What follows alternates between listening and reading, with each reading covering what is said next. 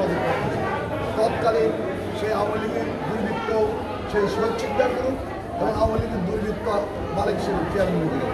এই চেয়ারম্যানের দুর্বৃত্তরা এখানে মারামারি করছে। এরা সেই দুর্বৃত্তদের ভিতরে সামাজিকভাবে সব দলের লোকে আছে। এই ঘটনাকে আমি নিন্দা জ্ঞাপন করি এবং প্রকৃত হত্যাকারীদের দৃষ্টান্তমূলক বিচার দাবি করছি এবং যারা আহত তাদের সুশিক্ষার দাবি করছি এবং যারা এই ঘটনা ঘটেছে তারা যত বড় শক্তিশালী ব্যক্তি হোক না কেন, যত বড় প্রভাবশালী ব্যক্তি না হোক, অবিলম্বে তাদের বিচারের কার্যক্রমে আসতে হবে এবং বিচার তারা হতে হবে। এই প্রত্যাশা আমি করছি এবং এই বিচারের পক্ষে আমরা দলের পক্ষ থেকে আমাদের দলীয় পক্ষে মানবিকতা জানাই। একজন মানুষকে নৃশংস হত্যা করেছে, এই হত্যার বিচার দাবি করছে, তা যে হোক এই হত্যার বিচার দাবি করছে।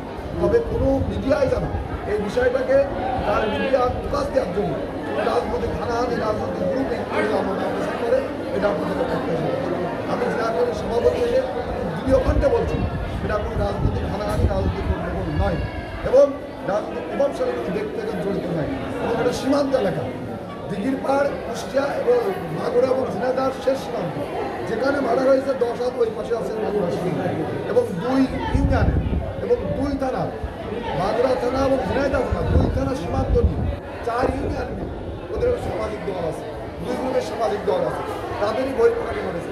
অতীতে আরও মারা হয়েছে, অতীতে আরও মারামারি হয়েছে।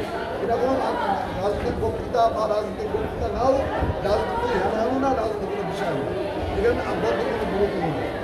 আমরা মনে করি যে হত্যার বিচার চাই এবং সকল পরিবারের প্রতি সমবেদনা জানাচ্ছি এবং হত্যাকারীরা যারা তাদের উপযুক্ত বিচার দাবি করছে এবং আরও অনুরোধ করছি যারা এই হত্যার শিকার হয়েছে তাদের পক্ষ থেকে যেন নতুন করে জ্বালাও প্রয়োগ ভাঙচুর না হয়, তারাও যেন আইন নিজেদের হাতে তা তুলে নেয়, সেটাও তাদের প্রতি উদ্যোগ আহ্বান জানাচ্ছে। ধন্যবাদ আপনার।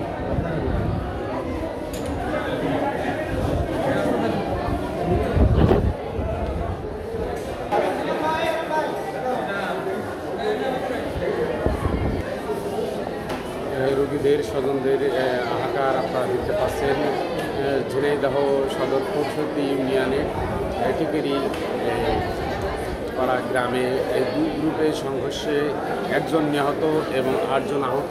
আহতদের মধ্যে একজনকে আশঙ্কাজনক বলে ডাক্তার বলেছেন। আপনাদেরকে আমরা বিস্তারিত দেখাবো এবং দেশ এবং দেশের বাইরে থেকে যারা আমাদের সাথে যুক্ত আছেন এবং পরবর্তীতে হবেন প্রত্যেক রোগীর জন্য আপনারা সকলে দোয়া করবেন।